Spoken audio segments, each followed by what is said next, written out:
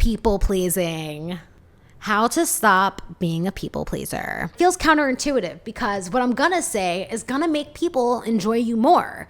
But I don't want you to be a people pleaser and be like, yes, finally, she gave me the keys. No, I want you to not do that and to at least be very aware of how you make people feel.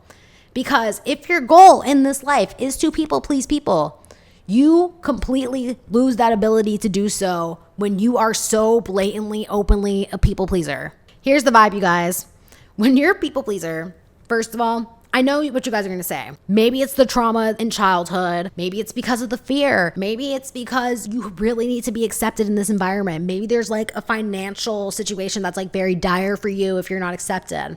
Trust, I know there are reasons why people are like that. This is not one of those episodes where I'm going to sit here and unpack the childhood psychological trauma because, first of all, I'm not qualified. Second of all, those already exist. So if you think that your situation is because of your childhood trauma or because of your need for acceptance, go put those keywords in and go find that video, because this is about how you make people feel the exact opposite of people pleasing. Other people have said it. When you're people pleasing, you're trying to control the outcome. You're trying to control how other people feel about you. You're trying to use your anxiety to change how people respond to you by neglecting yourself or by making it so that all these situations are happening around you at your expense. Even if you are somebody who is giving from the nature of your kind heart by being like, no, you don't need to get me food. No, you don't need to get me that gift. Or maybe you're even like extending yourself first as a friend. Like you just see random people on the street and you just start smiling at them. Or a man comes up to you and you start being nice to him. Even if that's you, what you need to know is that sometimes it's immediately obvious that you don't have boundaries and you're not looking out for yourself. Most people,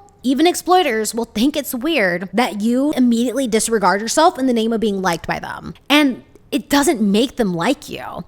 I'm not saying that this isn't a quality that you should give to the people that you love when there is a moment that calls for self-sacrifice and you feel like you're willing to be the one that sacrifices in that moment. But with random people and even people who are trying to scam you and get one over on you, even they find it so strange that you're doing this. I've spoken to people who were in situations where they were deliberately trying to get one over on another person, and they said outright, I wish that person fought more. They said outright that I wish that person fought more and that they made it too easy. And I wish that they gave me a rebuttal. And that was weird that they just automatically went with what I said. Why didn't they try to defend themselves? And why didn't they stick up for themselves? Why did they just immediately roll over into what I wanted? It almost looks suspicious.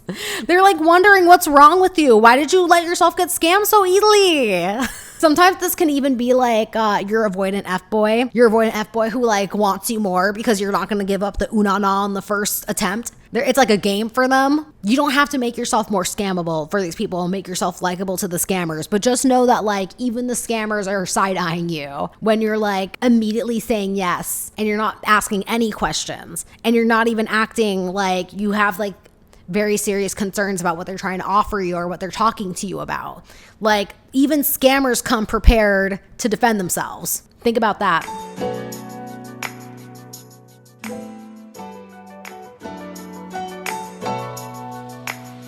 But yeah, so even men, you guys, scammers aside, if a man were to walk up to you and just straight up ask you to go on a date, does not know anything about you, didn't even exchange words with you, doesn't even have your phone number. If you were to just straight up just be asked to go on a date and you were to be like, yeah, where are we going? That would even throw a man back by surprise. If a man didn't have to work even a little bit for your phone number, like, hey, how are you? Like if you just gave it out there, they would be like, huh? Like they don't expect pretty women who are, I guess, like actively being pursued to just willingly say yes to situations. Now, do I know what's going on in their head in that moment? No, I don't. But I do know that like when a man walks up to you and he just starts talking to you and you start being way nicer than he is, it throws them the fuck off and they're not expecting it. Because usually women who are like actively being pursued or who have really full, colorful lives, they don't want a man in the mix ruining that for them. They don't want a random man who they don't know that could potentially be a danger to them, because men are aware that other men are danger and that most men like can see a pretty successful woman just based off the way that she looks and she dresses, and that woman should normally be trying to protect her empire away from dusties and crusties, which is most men. Not the scammers side-eyeing us. I know, I'm so sorry. I was shocked too. I was like, damn, I didn't know the scammers wanted to fight. What got people mad on Instagram when I made this topic was that I was saying that people who are worth the damn, which by the way, that's all of us, they're really protective about their time. They're really defensive about giving it away to other people. So this part of you that's a people pleaser, that's like, yeah, I can do stuff after work. Yeah, I can pick you up at the airport at 1:00 in the morning. Or yeah, I can, extend yourself in a way that's like not normal and natural and doesn't reflect the relationship in a way that's like accurate to the request of you. When you do something like that, it shows that you don't really have a lot going on in your life. And it shows that like you're a little too freely willing to extend yourself outward for validation. People online were saying the worst thing about people pleasers is that they do all of this for their ego. Like, it's not even about wanting to be close with the person. Sometimes they know that people pleaser fucking hates them, but they're so in the need to please that they just extend themselves and they offer themselves where they have no reason to. I know for me, one of my first moments that I was like shattered as a people pleaser was when I noticed that like there was this girl that I worked with when, I don't know if you guys know this, but like I worked at Athleta, retail world, cute little era of my life. It was fun. We hired this one girl who was a total cutie patootie, and she had a cookie pastry business after work. We also had other women too who were like training themselves to become yoga certified. But like these women had these things going on before and after work, and it would be this thing where it's like, well, we would ask her, but she got her cookie business and she's training for her new certification, so we'll ask who we can get. But it was also like intangible respect for the fact that these women were willing to protect their time to like have this part of themselves that like nobody else could touch. And it just like inspired me. It was like, wait, I want to have something that nobody's gonna fuck with after work that's also kind of like a way for me to grow outside of this environment. And it was also the realization too that like when people genuinely like you, they're willing to take the L for you. They're willing for you to say no to them because they're like, they want to show you that they love you by letting you have your cookie business. Like they're not going to get in the way of fucking up your cookie bag. One of my managers actually went and pursued her pastry business, and it was so cute because like everybody was cooking in the building. It was nice. With people pleasing, as somebody who was a people pleaser, I really thought that I was making my life easier, that I was making my friends and my family happy, and that I was making people feel comfortable around me. But the thing is that not everybody is more comfortable just because you're uncomfortable. Like if everybody around you is sitting down and you're standing up, that feels weird to them in the room. Like a lot of people mirror other people. They want you to be doing what they're doing in order to feel comfortable on a neurochemical level. So just know that when you people please, you make people uncomfortable.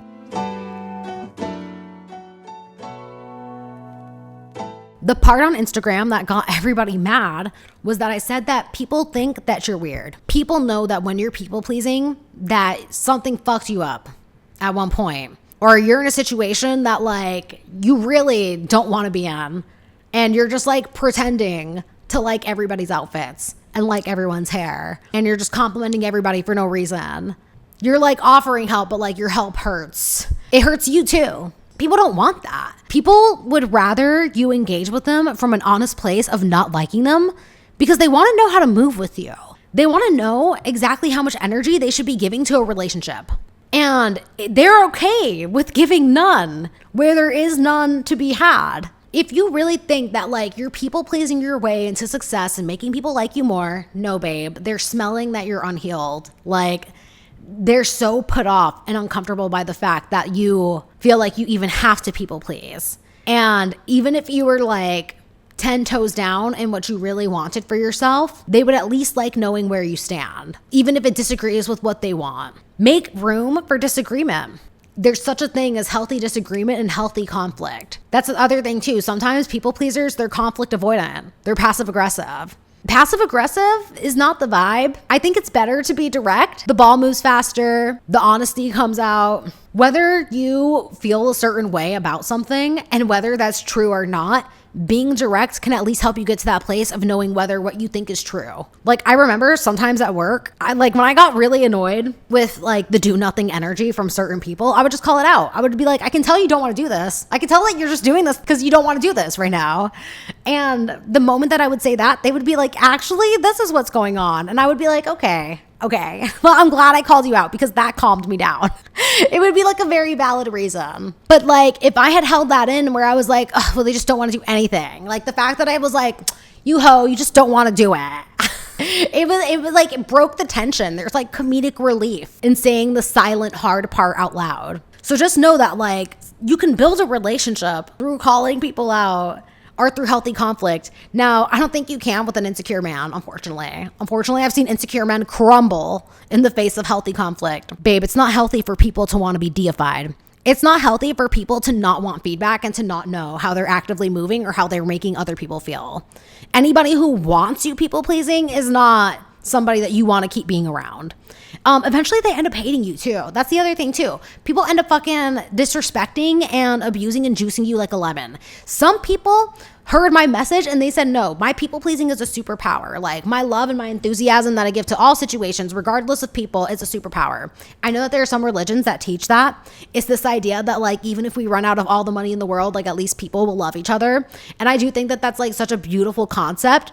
I'm not saying that your willingness to love and be unconditional towards others has to go anywhere, but just realize that not everybody is like responding to it in a way that's making them like you more. If you're only doing this to be liked, just know it's not doing that for you. Other things too with people pleasers, I noticed that like sometimes people will try to people please through their voice. They use a puppy baby tone while they're talking to you.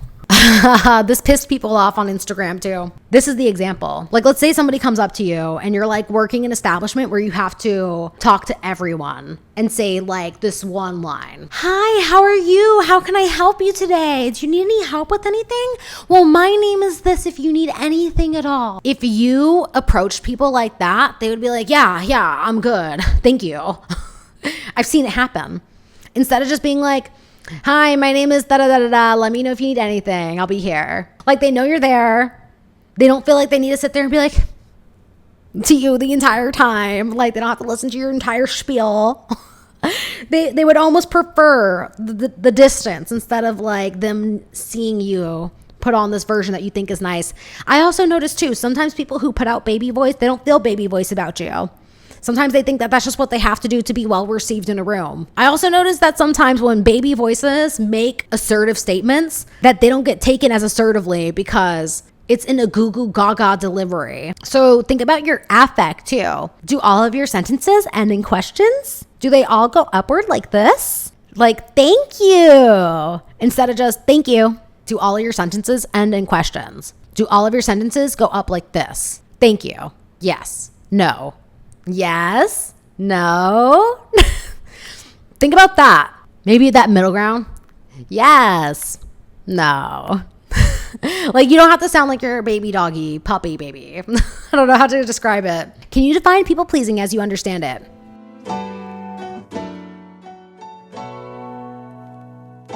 People pleasing is, well, it's the disease to please. You want people to like you.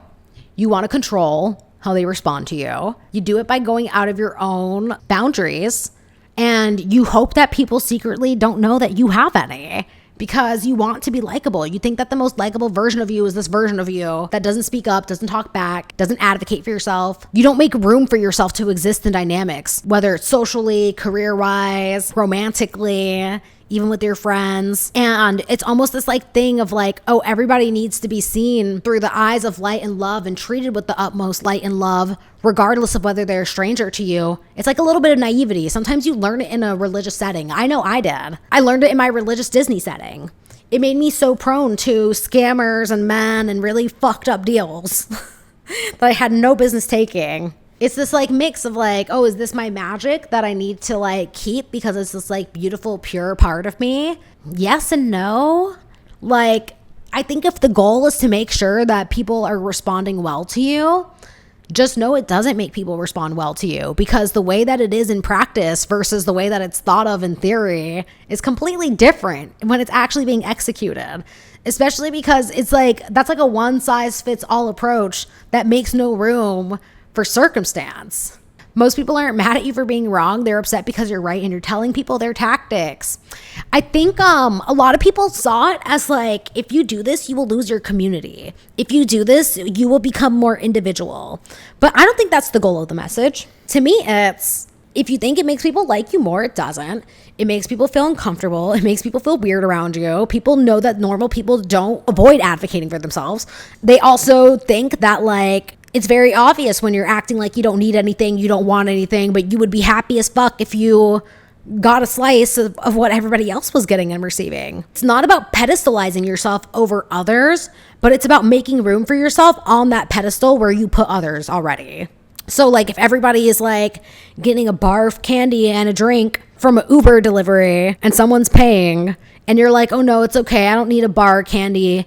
I'm okay with the fun size baby Halloween size candy. I don't need a drink. It's okay. No drink. Just the baby little fun size one for me. They know that you're going to be mad as hell when you see everybody walking in with their full size, king size Snickers and their 7-Eleven Slurpees. Like, they know that you're not going to be happy. Like, everybody has to have at least like the same thing in order for the room to feel balanced. It'll be this like massive imbalance. It's almost like they think that they're positioning themselves as like not higher, but sometimes you get that person who denies themselves good things and then they like get shitty about other people who don't. It almost opens the room for that. That's another thing too. The chill girls, to me, that's like another version of people pleaser because you feel like being chill is the best way to make your way through life. Chill girls, when they see somebody making more money than them or not putting up with a fucked up situation like they are, they become unchill because they almost want to like force that person to settle for that paycheck or to not even be in the habit of asking questions that they would never ask. Like, they can't fathom that somebody would move in a way that they wouldn't move because their chill philosophy forbids it from them. There's a TikToker whose entire page is how to talk like that. No, you're okay. You're okay. I follow one TikToker. She shows you how to talk in 3 different ways. So she's like, here's how to talk if you want to sound curious. Here's how to talk if you want to assert yourself. Here's how to talk if if you're like trying to set a boundary. Like, she like gives the different ways to like make a sentence land. It's a really good page to follow. All right, you guys, that is the end of not being a people pleaser, how to stop being a people pleaser. Make sure to leave 5 stars on this episode, whether you're watching from Spotify or Apple, because it helps me out. And if you leave a nice comment, I'm gonna read it. So totally leave it there because they make me happy. It also lets me know what episodes I should keep making in the future. Or if you're watching this from YouTube, make sure to give me a follow because I am trying to grow my subscribers. Also, fun fact, I am on Patreon and I am going to be uploading all of these raw live streams as episodes on there. So if you ever miss live streams from Twitch, or if you just want to see what these podcast episodes look like without any editing, patch my graveyard of live streams there. It's usually where there's tea that I can't share. So yeah, guys, thank you for tuning in. I'm Fleeksy on every single social media channel, Instagram, Twitch, TikTok, Threads. Go find me there. I'll be waiting for you on the other side. All right, guys, bye. Thanks for watching.